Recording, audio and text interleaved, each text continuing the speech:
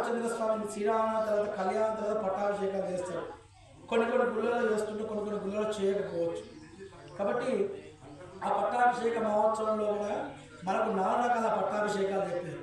మన భద్రాచలం పోతే ప్రతి నెలకు ఒకసారి పునర్వసు నక్షత్రం స్వామివారి నక్షత్రం, ఆ నక్షత్రంలో జరిగే పట్టాభిషేకాన్ని నిత్య పట్టాభిషేకము అంటారు.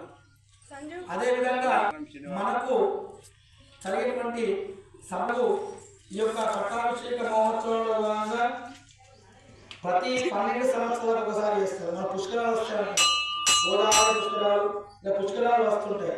ఆ 12 సంవత్సరాలకు జరిగేటువంటి పట్టాభిషేకాన్ని గాయత్రి పట్టాభిషేకం అంటారు. మనకు 60 సంవత్సరాలు ఉంటాయి తెలుగు సంవత్సరంలో. ఆ విధంగా ప్రభవ నుంచి క్షేమం వరకు, ప్రభవ అంటే మొదలు అన్నమాట, క్షేమం అంటే చివరి లాస్ట్ అంతరించిపోవడం. కాబట్టి 60 ఏళ్ల వయసులో జరిగేటువంటి 60 సంవత్సరాలకు జరిగేటువంటి పట్టాభిషేకాన్ని